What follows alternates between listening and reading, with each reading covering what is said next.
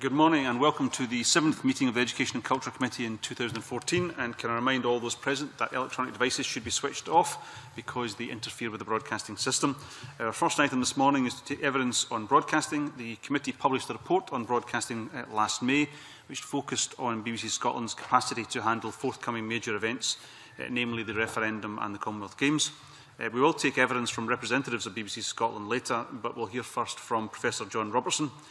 In February this year, Professor Robertson published research on the BBC's and STV's coverage of the referendum campaign, which will of course be of direct relevance to our later discussions.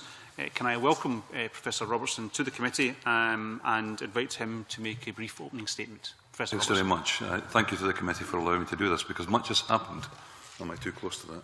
Much has happened in the month or so since I released the research paper. Much of it has been quite upsetting for me. So I want to begin by saying some fairly strong things about my experience in the last month or so.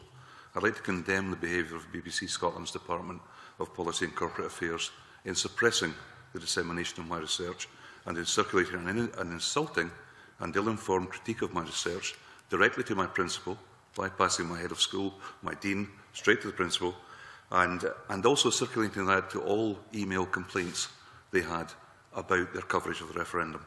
I'd like, secondly, to condemn, and the audience is not always here for this condemnation. I appreciate you're not part of that. I'm sorry if this seems a bit dramatic, a bit kind of over the top, but it's been a very stressful month. I'd like to condemn the silence and collusion of almost all of Scotland's mainstream media in disappearing my research, despite its massive online presence. Its online presence is a news item which has been ignored.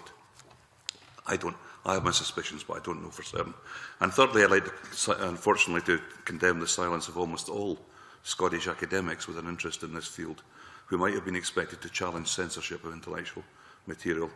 I've been personally hurt by the above combination of threat from a powerful institution. There have been no horse's head in my bed yet. I suppose that's always something. Abandonment by the mainstream media and by academia, other than my own immediate colleagues. I must give thanks to my immediate colleagues.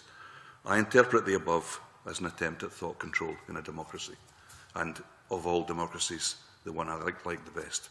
I'm very upset by that. So, happy to respond now to any questions about, or back to Chair, I guess. Thank you very much, Professor Robertson. If we can move on to the main issue that we want to discuss today, which is, as you say, your own research. Can I ask a sort of general opening question? Could you just lay out for us what your research, well, the first part of your research, I know it's a 2-year programme, but the first year you published, as you say, about a month ago. Could you just lay out some of the findings of that first year's worth of research? Well, it shows a crude quantitative imbalance between the number of statements reported which you could see as supportive of the Yes campaign and those you could see as supportive of the No campaign. There's a high degree of subjectivity in all of this, I appreciate. All social, political, historical research is subjective. I am committed to a kind of research which is often referred to as grounded theory. I take it very, very seriously. I try to hold back as much as I can. I teach students about this. I have been doing for 30 years, teaching students about the importance of not leaping in the way that journalists often do, I'm afraid to say. And so that seemed to grab everybody's attention. Yes campaigners on the web immediately flew up into a kind of fury of, evidence at last, 3-to-2 ratio. My feeling was that the 3-to-2 ratio wasn't very important, actually, because a lot of it was down to just saying, well, let's hear what the Liberal Democrat says, let's hear what the Conservative says. And that led to an imbalance of a quantitative nature. What I thought was far more important and drew less attention, I think, was there are 3 or 4 items. One was sequence, and that's the common tendency in that period to begin with bad news. Now, there is a lot of evidence that audiences are quite resilient to political messages. They're less resilient when it comes to the economy. They're much more likely to believe bad news stories. So I would suggest that beginning with bad news stories about the economy, about job losses and so on, has a disproportionate influence. And there was a tendency, especially for Reporting Scotland, to begin with bad news stories more than the other channels. Now, I should say I've been doing a kind of snapshot of February at the moment, and the picture for Reporting Scotland is massively improved for February the period after my research blew up. I won't claim credit for that necessarily, but the picture for BBC One has dramatically worsened in terms of imbalance, almost like BBC One has entered the fray to present bad news stories. I think the personalisation of the First Minister and the conflation, this was mentioned by journalists at the weekend, the conflation of the Yes agenda with Alex Salmond's personal wishes and his face on screen was disproportionately done. We hardly ever heard the suggestion that Alistair Darling wants this, Alistair Darling wants that, and so on. With due respect, I think both capable of being made into figures of fun by the media, where they had the intention to do so. So I thought that was unbalanced. And also, I think that the kind of respect, the undue respect shown to political organisations like the Office for Budget Responsibility or the Institute for Fiscal Studies, the idea that they are impartial is deeply wrong. And any social scientist will provide you with the evidence that they are also political animals. And their research should be treated with the same caution as research coming, say, from the Scottish Office. I'm in danger of forgetting. Those, I think, were the main points, actually, that I thought were... It's fine, Professor Robertson. We're going to get into some of the detail, I'm sure, when members want to ask questions. I'm going to start the questioning with Claire Adamson. Good morning, Professor, and thank you very much for your opening statement. We've all taken on board your comments regarding what has happened to you since the publication of your report. In the interim as well. I did know that. So I did think it was delayed. It took months and months, and I thought, have I shot myself in the foot there? But my new principal is Australian. He doesn't give a 4x about any of this, I don't think. My question's about the methodology that you used in your research, and I note from your written evidence you say the coding which led to the evidence of bias emerged from a grounded theory, phenomenological, and you would get that wrong, approach which allows the data to speak. Can you enlighten us about where this methodology has been used before, and it's long-standing in the social. It's long-standing in the social sciences. By long-standing, I mean as far back as maybe the 70s. Around the time I was an undergraduate, there was beginnings of a shift from a more positivist approach, where rather arrogant social scientists thought they knew what was in the evidence before they went looking for it. Now, I should say, and this is not crawling here, but feminist methodology has been very influential in this, and there's been a strong suggestion that the move towards a more qualitative approach, which allows the evidence to emerge rather than the evidence being selected, it derives from a shift, a greater presence of women in social science research. It's clearly not perfect. It's clearly not perfect, but it's an intention. Ian Bell, the only journalist who's really mentioned my research at all, Ian Bell commented on the fact that I was committed, and he agreed to fairness and self-awareness. Now, there's a lot of talk about journalism educators, about balance, about bias and so on. And these are all very subjective areas. I think you can't really achieve them. What you can do is have the really good intention to be self-aware of yourself all the time and to look and to be fair to the evidence, not to be going in with preconceptions. Sorry, very long answer. and just can you give us an indication? I know you've submitted it, but in what period of time was the research conducted by yourself? The first block is September to September in the first year of the period since the announcement of the referendum date.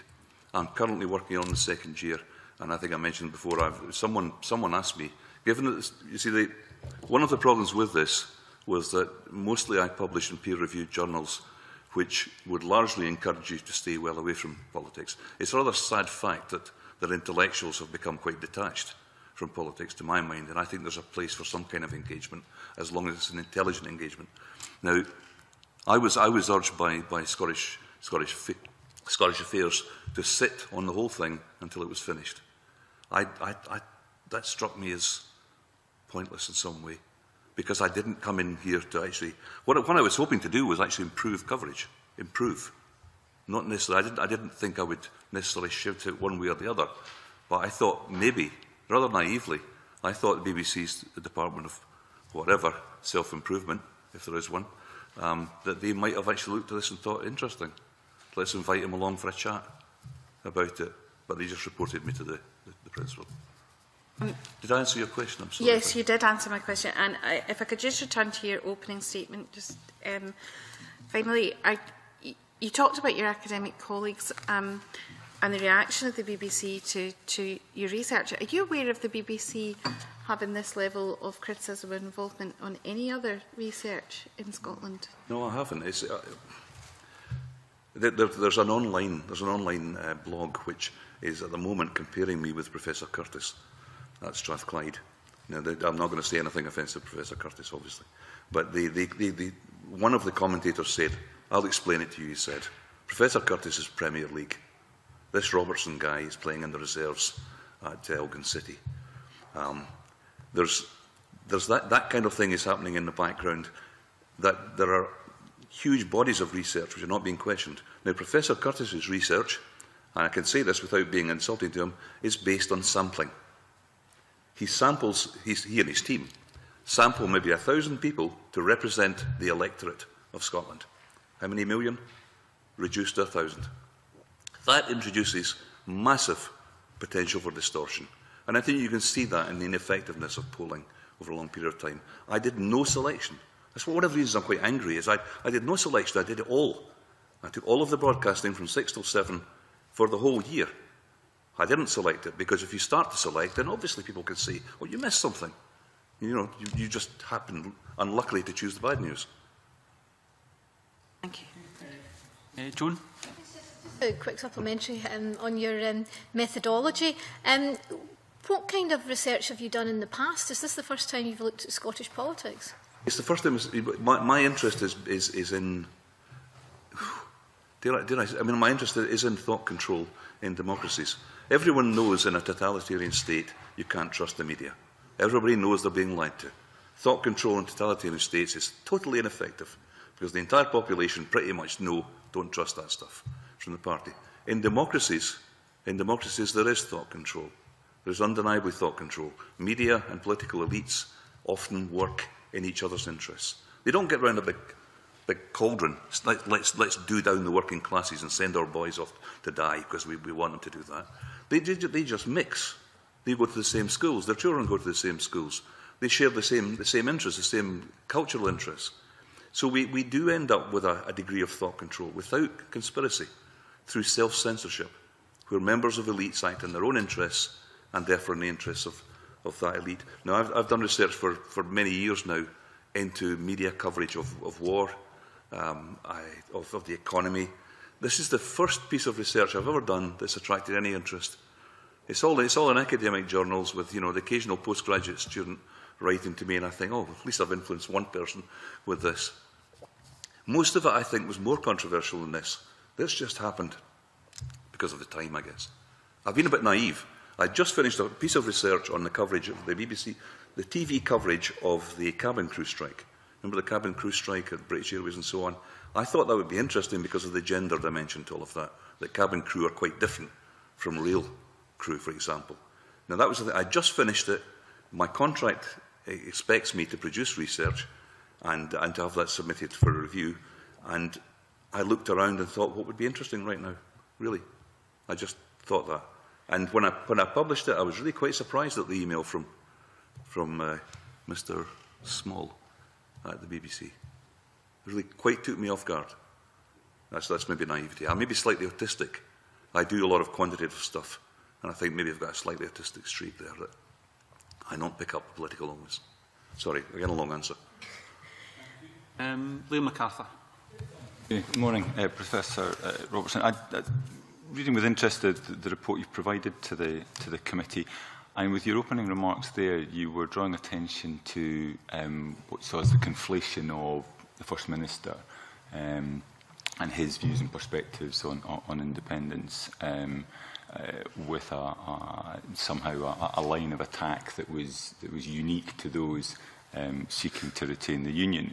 Would you say that there's a similar tendency by the First Minister and by the Yes campaign more broadly to characterise the Union as somehow to do with David Cameron, George Osborne, posh Southern Tories, whatever you will. And so, in a sense, what you're seeing is an echo on both sides of a personalisation of politics, which is going which is going on across all elections in all political contexts. I can only again talk to the period I surveyed. And in the period I surveyed, and I will admit it wasn't across the whole year, it was particularly in the first 6 months, was the intensity of what I would see as demonisation of the First Minister. It reminded me very strongly of how Michael Foot, many of you may be a bit young for Michael Foot and Neil Kinnock were treated by the media, made fool of, so as to associate a fool with a political stance. Now, I think, I don't know because I haven't done the data yet, but I think George Osborne has been picked out in quite a similar way recently. And I think, to be fair, I think the Scottish media have been quite keen to jump on George Osborne. We've seen Bernard Ponsonby shouting at him, and everybody no doubt cheering at that. So I think there may be a truth in that, but in the period I covered, a very, very heavy imbalance. Hardly ever was there a suggestion that Joanne Lamont wanted anything.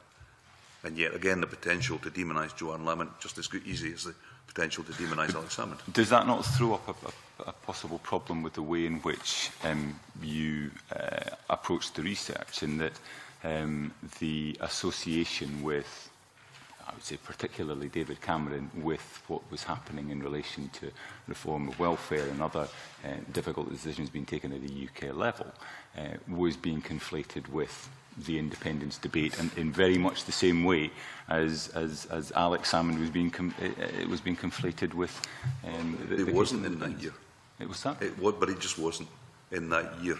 I remember again, my commitment is to record what is there, and that tendency was much weaker than the tendency to commonly associate Alex Salmond with everything, and to open with Alex Salmond this and Alex Salmond that. I'd be very surprised if between September 2012 and September 2013 there wasn't extensive coverage at UK and at Scottish level about welfare reform and attacks by Alex Salmond and SNP ministers about what was happening in terms of welfare reform, or indeed in terms of cuts to budgets to deal with the economic crisis.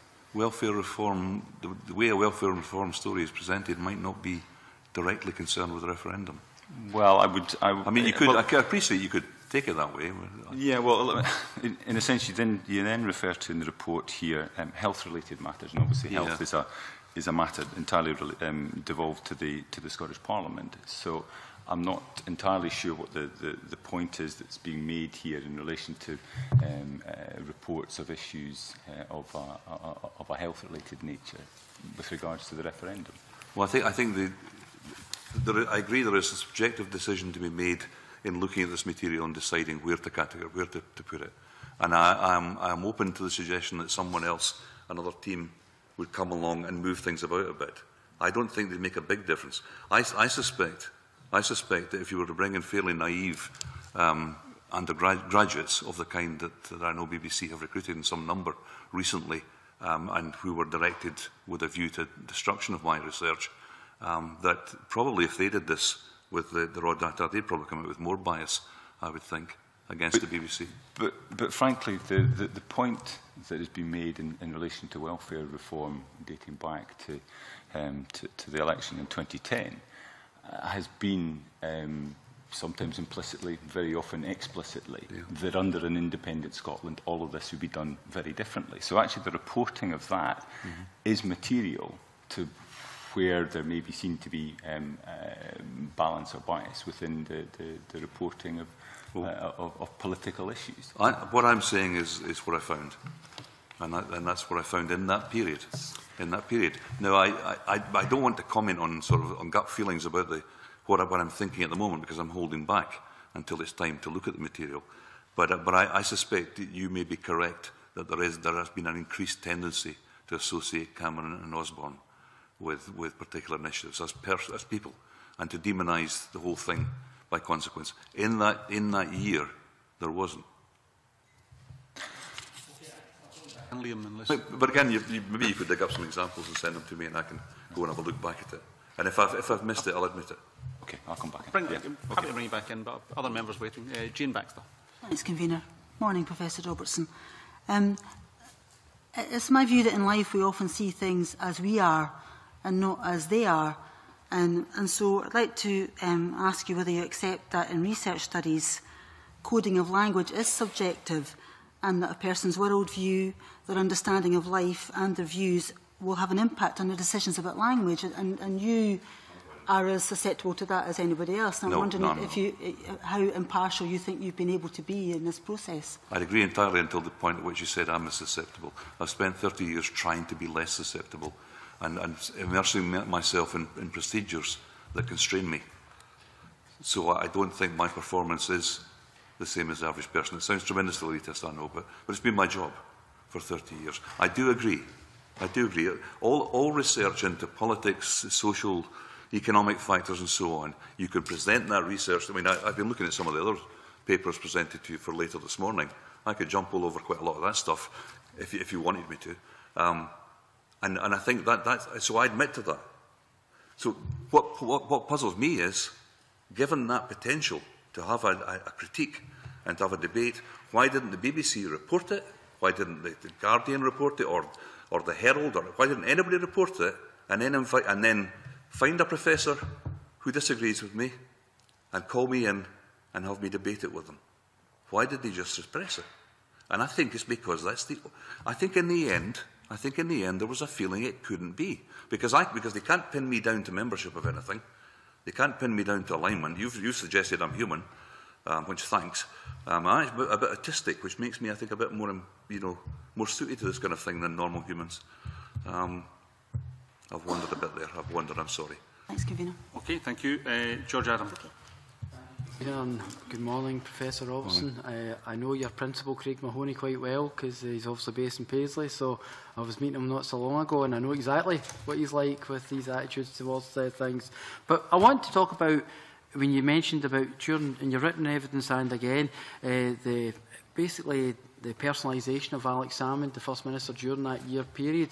You mentioned Michael Foot and Neil Kinnock, and they're a perfect example of how the media went out of their way to actually just go play the man and not the ball, effectively.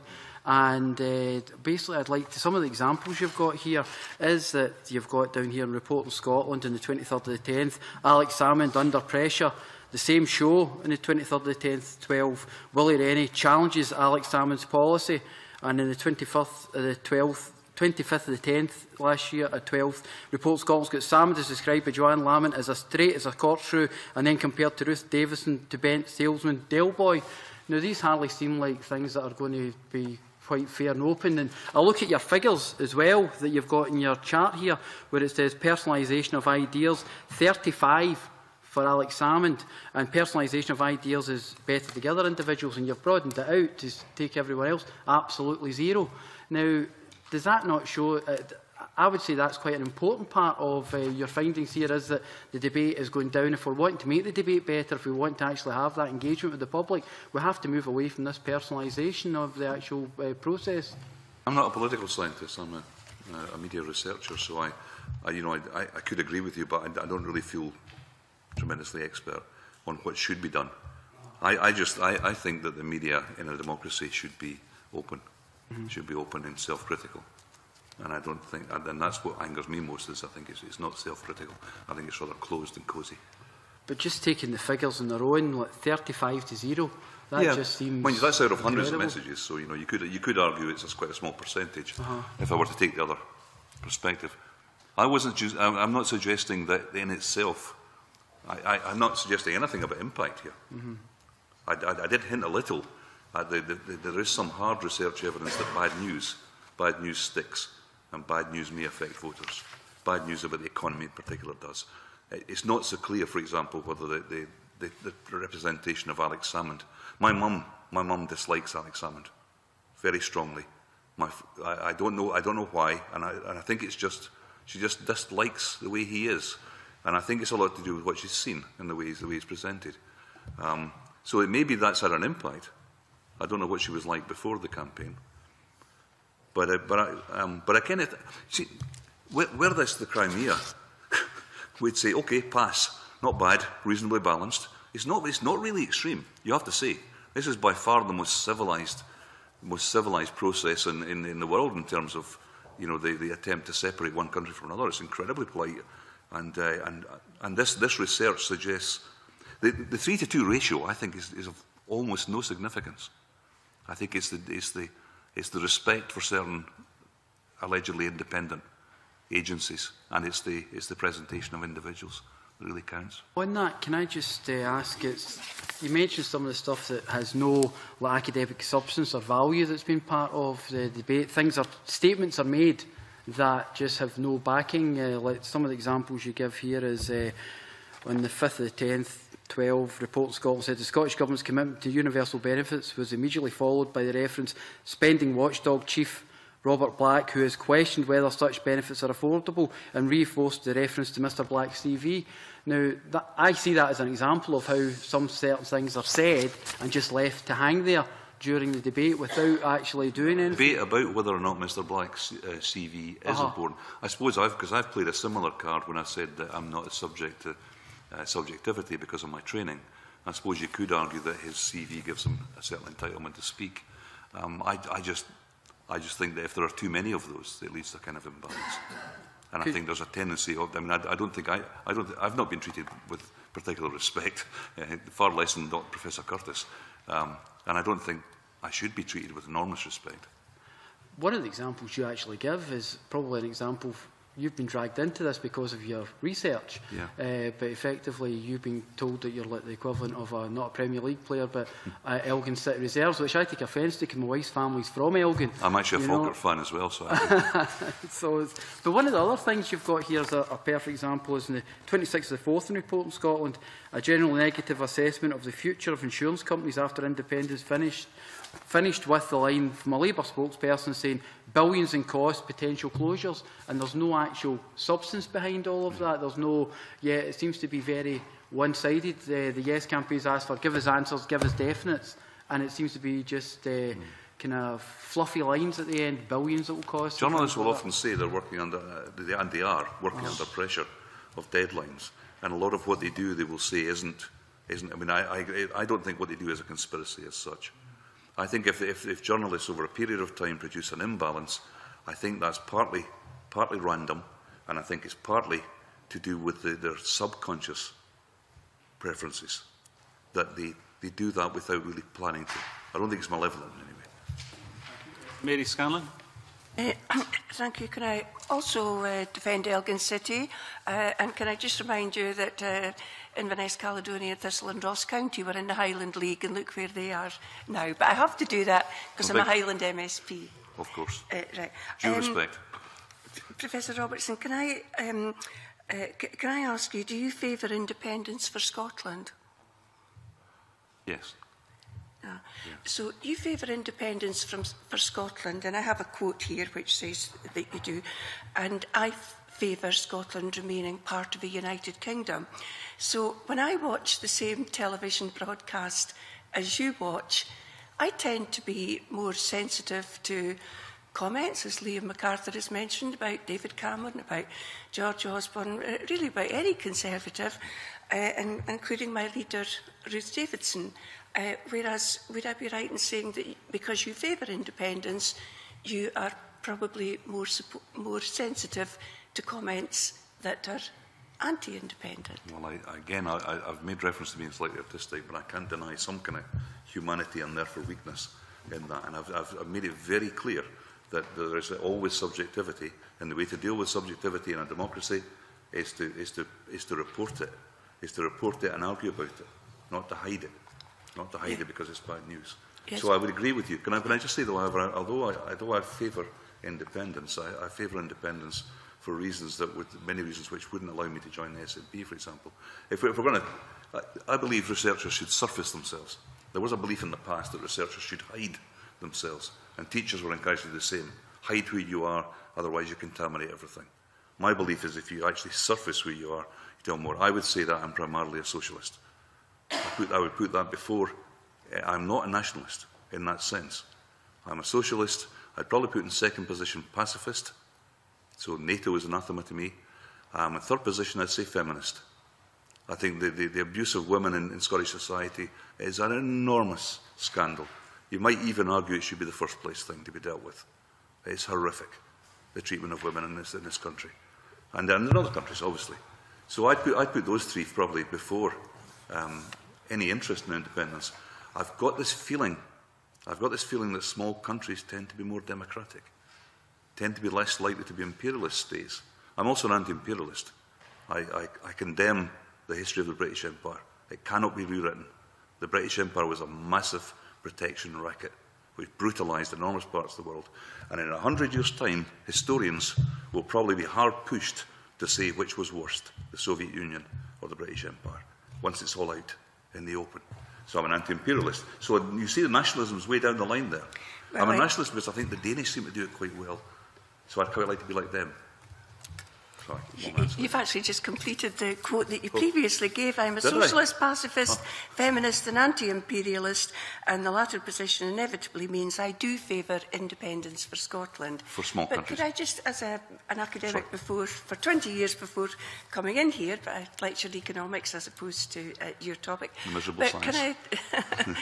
Can I just say, Professor Robertson, would it be fair to say that another researcher in your shoes with, you know, my thoughts, my views, my values about favouring Scotland remaining in a United Kingdom would be able to interpret the same information in a different way. But because you favour independence in Scotland, and you've confirmed that today, which is fine. And obviously in a democracy, I welcome your views. I think the views of academics are as important as any views expressed in this Parliament. I feel that very strongly. But do you think another researcher looking at the same information could have come forward with a different conclusion if they favoured Scotland remaining in a United Kingdom? There's a to a point. Again, I'm going to make this arrogant claim for exceptionalism. I think if a researcher has been at it for 30 years, and if they use grounded theory, and if they're committed to allowing evidence to emerge as modern researchers are, I don't think they could have come out of this evidence with a hugely different picture. In fact, I would argue, you see, I did this, I've referred to multiple phases of coding. You can't just collect all the stuff and code it once, because what you see as you code changes how you might have coded what was earlier. So I coded it twice. It's a big task. It takes absolutely ages. I coded it twice. The first time through, I came out with a stronger imbalance against the Yes campaign. A stronger imbalance. And I went back through again and I thought, and I looked at sentences and I thought, I think that still is. I think that still is a pro-no statement, but it's not so obvious. And somebody else might disagree with me. And I dropped them. And so the category, which is where everything else goes, grew bigger on the second. So, but I have to agree that in the end, that you know that I come with baggage, and I can't entirely escape it. But I've done my level best. We all come with baggage. Can I just say that the BBC have said that you singularly failed to define fairness and insulting language, and it really is what may be unfair to you may be fair to me, and insulting language could be subjective. Is that reasonable? There were very few examples of that, you have to say. There were very, I mean, in terms of the number of messages. They were looking for your definition. They said you failed to give a definition. You're right, I didn't give a definition. I used examples, and the examples that, sorry, it's George, gave earlier, they were almost entirely from Joanne Lamont, aimed at Alex Salmond. Almost entirely, not entirely. Sometimes from your own leader, which would be something straight as a corkscrew. I don't think there's any ambiguity in that. That's an insult. Just my final question, Convener. Can I also refer to South Paper, page number 5, and it's the examples that you've mentioned. The first one is on Scots savers and financial institutions might be at risk. I mean, we've discovered this week that EU legislation mean that financial organisations such as Royal Bank of Scotland, etc., they have to be based in the area where the majority of their customers are. So, you know, there is uncertainty, and George Adam rightly mentioned things are hanging in the air, and I agree with that. But do you appreciate that many people out there are concerned? There are big questions to ask. And the other one you mentioned is the subsidy for renewables. At the moment, the subsidy falls on a United Kingdom-wide population. Yeah. The subsidy would fall on 2 million households for renewables. Do you understand that these are talking points? And at the moment, because there's no pre-negotiation, there are no answers. I do understand that. I should say that, I mean, you'll be far more knowledgeable than I am about what's happening. So. Well, no, with regard to the politics. Yeah. I'm only interested in the representation of the politics. Well, you've used these examples. And I mean, well, I agree. I agree that's selection. I agree that's subjective. Yes. I'm just saying, but they were examples. I'm not saying they're true or false. I'm saying these are bad news examples, and I'm saying there were lots of bad news examples. I'm not for a minute suggesting that anybody was wrong in what they said there. Is it not I'm just saying they were presenting bad news. Is it not fair for the BBC and others to be part of this debate and to highlight risks where and uncertainty where they feel they exist? Is that not an obligation on behalf of the freedom of the press that they have to do in a democracy? Sure, but they do have, and one of the reasons the BBC were so angry, or the head of policy was so angry with me, is because the BBC have a charter where they're committed to fair. Well, fairness is not the word they use, of course, but they're committed to impartiality. And so if they're reporting negative stories more than positive stories, that opens them to the suggestion of impartiality.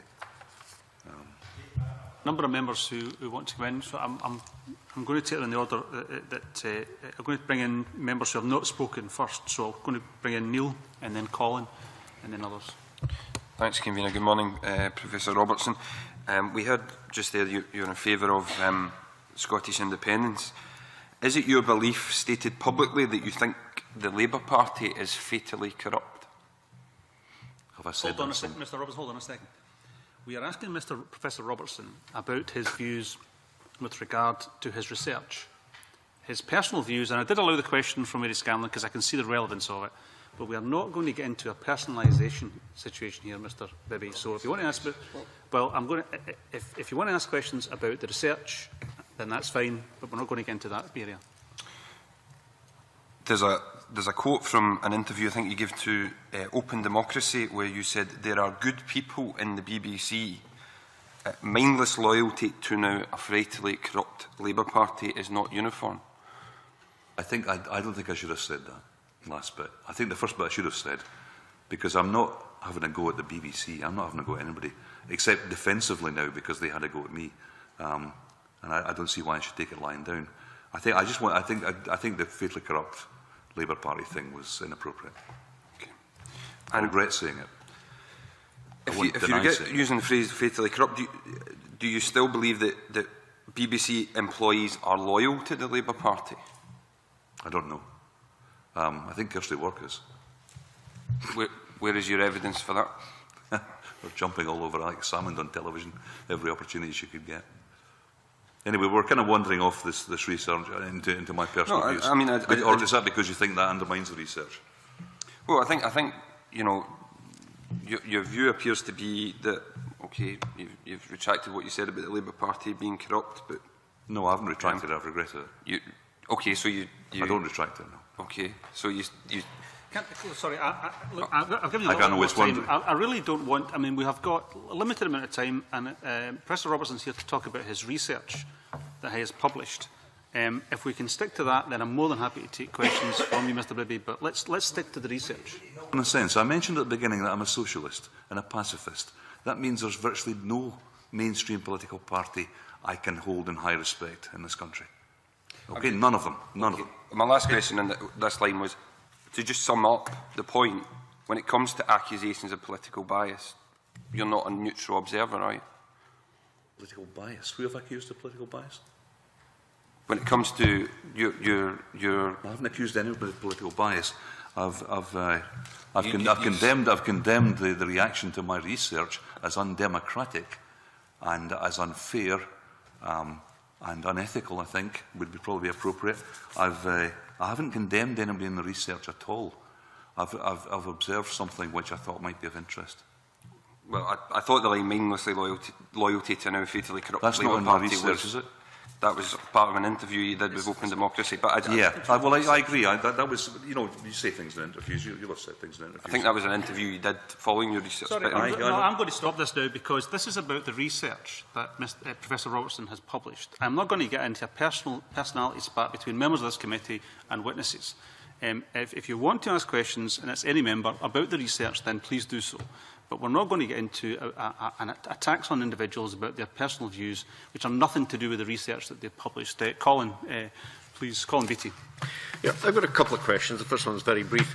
I notice you refer to phase 1 of your survey.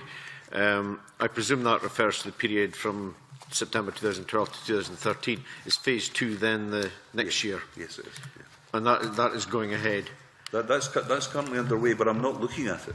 And also, I mean, you mentioned things happening in politics. I'm trying to kind of stay back a bit from engagement because I really do value the role of the researcher, and I acknowledge I will let slip gut feelings and emotional viewpoints and so on. I've admitted to being human in that respect, but I'm doing my best. I'm doing my best to hold back. So therefore, the whole 2-year survey. Plus, of course, a review of literature and references. I was given a row for not having enough references, so I think I only got a C for my essay. That will appear in a book, which is already in a chapter. It will be in a chapter in a book with other media academics, including those I've condemned today for not supporting me. The second point I wanted to make was I was very interested in where you were discussing evidence from sources other than the political parties. Purporting to be independent or whatever, or I think you referred also to academic or scientific. And you mentioned the Office of Budget Responsibility Institute of Fiscal Studies, which are very frequently, in my mind, used to support evidence that's put forward. And yet you made the statement, notably, there was very little use of such evidence in the reporting overall. Maybe this is a slightly teacherly sort of reaction to it. You know, I do kind of, you know, online debates with students, postgraduate students and so on. And if they're not making heavy use of evidence and references, then they're slammed for that. And I thought in this very important political debate, I just thought it would seem quite rare for any kind of academic to appear, apart from one or two regular pet. And obviously I'm not a pet. I don't know whether I come across, am I a bull terrier academic or something? I don't know. It seemed to me not very much, given all the statements, lots of statements of opinion by political editors. You know, Brian Taylor over and over again saying what he thinks, and yet hardly a professor or another academic saying what they think about similar things. I find it interesting because, as I said, in my mind, it seems to be very frequent that these references are made, and yet you've actually done the count. And you're saying there is very little use. Do you mean some of the recent? I mean, there's been a run recently, I think, hasn't there, of chief executives saying things? Is that what you mean? No. I'm specifically thinking about the examples you gave, the IFS and OBR. Yeah. Because they seem to be for a long time now, they seem to have been very frequently mentioned in the press. You know, to support often. Bear in mind, it's only the television coverage I did. I didn't do. I mean, the press coverage was another matter. They have more time, I suppose, more space. Yeah. But I mean, I can only say that's what I found. Yeah. That's what I found. I did my best to let it be found. And interesting anomaly. Thank you. Thank you, Liam MacArthur. Thank you, Convener. Professor Robertson, you started by, I think, framing the research in your interest in the issue of censorship of the media. And George Adam earlier referred to the comment in relation to the report in Scotland from October 2012, where Watchdog Chief Robert Black has questioned the affordability of the Scottish Government's commitment to universal benefits. His CV gives him an entitlement to speak, I think, is what you said. Well, he's the Auditor General, or he was the Auditor General, and therefore, if concerns he was raising, and auditors tend to speak in terms of concerns and raising questions rather than giving endorsements, generally speaking, that if he were not being quoted and that story were not being reported by Report in Scotland, do you think that would be a greater concern? Well, I mean, first of all, I mean, regardless, I mean, I do agree if someone has a CV in a certain area, then we should be interested in what they have to say. But he has a statutory role. Well, the CV, sorry, CV is the evidence of his. Oh, you mean his current role? But no, he's now demitted that office. But his role was a statutory role in terms of oversight. He doesn't have that role just now, though, you're saying. He's no longer. So his CV is accurate, I think I'm saying. If I say CV, that's what it is. It's not his current role. Right, but he would have been being interviewed on the basis of the concerns he expressed his previous role. Auditor General. Yeah, and I would refer you to your colleague over here that he too will be subject to bias and to baggage and so on. The fact that he's that's we're all human. Why no? All human is a fairly reasonable statement. That's a fairly reasonable statement, but we're into I think fairly dangerous realms if we're impugning the reputation of. I don't think I impugned anyone. I impugned that he's human. That he may bring certain perspectives to bear. The point is that his role as Auditor General, with respect, is to question and highlight areas where whether it's further answers or clarity needs to be provided, or whether the figures that have been presented don't necessarily add up in the way that but he's a political animal like all other people involved in this. He will be political too. Now, I don't know this. I don't know anything about him. But Reporting Scotland, I don't think the other channels mentioned him. I don't think STV mentioned them that night. So you seem to be implying that this has to be paid attention to. This particular statement has to be done. But journalists choose. And sometimes they choose the Chief Executive, BP or Shell or whatever, and the other channel doesn't. And sometimes they choose different ones. I'm not arguing with the veracity of anything being said. I'm arguing about the overall picture. And simply because the Auditor General has sought to raise questions about an approach that the government is taking in one area, that somehow is a reflection of inherent political bias in the Auditor General. I haven't said that at all. Well, I haven't said anything like that. And if you were to read what I've written there, what I've said is that's an example. It's an example of bad news. And it was an example of bad news contradicted. It was an example of bad news treated with deference. That's just an objective statement. I'm not saying it shouldn't have been. But there seems to be an implication that because we're going through a process leading up to the referendum in September this year, that every issue, however it's perceived, if a negative perspective is taken on it, somehow this is part of an anti-independence approach. I mean, I would encourage you to watch much of the reporting of the UK government by the BBC, and one could equally say that is a pro-independence approach, in that it plays into the argument that Alex Salmond and others within the Yes campaign are trying to prosecute. You're kind of setting me up as some kind of political scientist of sorts, which I'm not. I'm a media researcher, and I have just described something that happened, and I've thought it was fair to code that as an anti-independence statement, one that would worry people who are voting for yes. And it was presented without being countered, and it was presented as if it were of unquestionable high status. I'm not saying it wasn't. How would I know? I mean, I know nothing about what his area of expertise. I think I just, without really having any emotions about it, I just looked at it and thought, negative. It's a negative. It's an uncontradicted negative, and it's a deference approach to the whole thing. What's wrong with that? The fact that Auditor Generals have been raising questions about governments of all political views, that is their role. Should he be saying? If I can move you on to... Chairman, just before we move on, can I just clarify? Perhaps you can help us here, Professor Robertson. Was Bob Black, at the time of that statement, the Auditor General or the former Auditor General? I don't remember, but former, I think.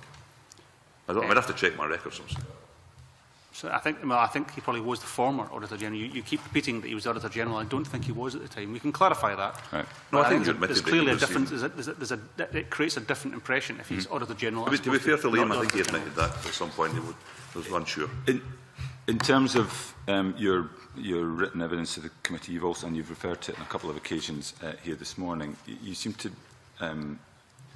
draw a link between both the OBR but also the Institute of Fiscal Studies with the UK government and other government departments. Could you explain in particular the Institute of Fiscal Studies link to the UK government and government? Well, I've known of the Institute for Fiscal Studies in previous research, and I know that they are aligned with a particular view of economics, which is neoliberal.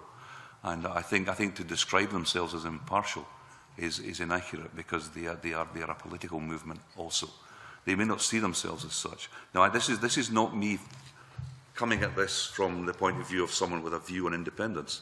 This is my view of the intellectual world and the impartiality of the intellectual world. There are far too many agencies in this world try to present themselves, the World Bank for whatever, but try to present themselves as somehow outside of ideology. And I think that's wrong. And I think the Office for Budget Responsibility, the Institute for Fiscal Studies, are clearly aligned with certain ways of thinking which are political. I'm not. I'm not saying we shouldn't be listening to them at all. I'm just saying that here were examples of bad news coming from organisations presenting themselves as impartial, and I cast a little doubt on whether any of these organisations are impartial. So then when the First Minister, for example, quotes favourably the Institute of Fiscal Studies where it is critical of the UK government, he is misguided in that role. And John Swinney, who is talking about the establishment of an equivalent of the OBR in Scotland, is misguided in that approach. Again, you're turning me into a professor of politics. I'm just observing what was there. I'll leave you to draw the conclusions as to whether anything should be done about it, or whether it was politically. I've tried to describe what's there as coldly and as impartially as I can, and the fact that I have become in favour of independence for Scotland, I think is, I don't know, should I have just kept quiet about that? I don't know, just said nothing at all about it. I've become more so because of the No campaign, I have to say, because of the research has made me slightly more in favour of independence, but it's not a big deal for me. It's not driving me. It absolutely is not driving me. It comes way down the line after pacifism and other issues. Thank you. And finally, Claire Adamson. Thank you, Convener. I probably should have put on record earlier on, Professor, that I have worked with a number of students in the West of Scotland University. Obviously, we have a campus in my region too, in Hamilton, and recently had one of the journalism students in work experience in my office. I should also like to put on record, I know Mrs Scanlon gave the example of George Osborne's concerns regarding financial institutions and where they have to be, but I believe that the European Union is actually reviewing those rules at the very moment, and they're unlikely to, from current reports, to be carried forward. I would just like to ask, obviously it's been a very far-reaching discussion this morning, but I do have a sort of fundamental concern, perhaps, about your opening statement and what's happened here. And I wondered if you would be willing to give an opinion on the impact that your academic peer-reviewed research has had on the students at the university, and indeed the reputation of the university, which, of course, we're very, very proud of in Scotland. I think it's probably too early to say. When Mao Zedong was asked about the lessons to be drawn from the French Revolution in the 1950s, he said it was too early to say. So I doubt whether, according to the head of policy at the BBC, I've damaged the corporate reputation of UWS. That's why he reported me to the principal, because he thought I may have damaged the corporate reputation. There are other kinds of reputation, of course, apart from corporate. I haven't used this material with students because it's just been this year. I do use my research with students to demonstrate how to do research, but I haven't. This is too recent, so I can't really comment on that. Thank you, Professor. I think it'll be mixed. It'll be mixed. There's been a huge amount of online activity, which which younger people are more engaged in. Someone suggested to me that the traffic, the number of messages online referring to my research, this is across Twitter and things I don't use, is about 250,000. So the fact that it didn't make the Telegraph or whatever maybe isn't a big deal. Again, I'm being drawn off on to things I shouldn't be talking about. Thank you very much. Can I just finally, just as we're finishing, ask you a direct question about the research results? You mentioned the 3-to-2 ratio wasn't a headliner for you, if I can put it that way. But across, I mean, I'm looking at the column in your data about the Reporting Scotland and BBC One combined figures. And where there's, in those lines where there's a comparison between the two sides, for example, pro-independence, anti-independence numbers, 211 pro, 317 anti, and then pro-independence academic, 4, anti-23, anti-pro-order, 79, pro-anti-order, 43. We've mentioned some of the other ones, I won't list them all now. But in every single one of these comparison pieces of data, the numbers are greater on the no side than the yes side, in every single one. Yeah. Is it possible over a 12-month period that could happen just by random accident? I don't think it could happen in a random way. I think it suggests something structural, and I think I explained early on, and I think I have to others, that there was a tendency to allow everyone amongst the major parties to speak. So that there are 3 major no campaigning parties. There's 1 major yes campaigning. So if everyone was being given amongst that group, obviously leaving out the Greens and the Socialists and so on, who are presumably considered too small to be allowed to comment very often, then you might actually have got something like a 3-to-1 ratio, you could see. Often the comments are very short. The Lib Dems would be given barely a sentence. So I think that can lead to an imbalance, which doesn't really matter a huge amount, I don't think. But I don't know, because this is not a study of effects. I haven't interviewed potential voters. I don't know. I'll have to leave that to Professor Curtis to interview. Okay. Some voters. Thank you very much, Professor Robertson, for coming along this morning. We do appreciate you coming in, giving us your evidence and discussing your report. And I'm sure we'll all look forward to your future publication when it's finally completed when it's all over. After 2 years. Thank you very much. I want to suspend the meeting briefly to allow the witnesses to change over.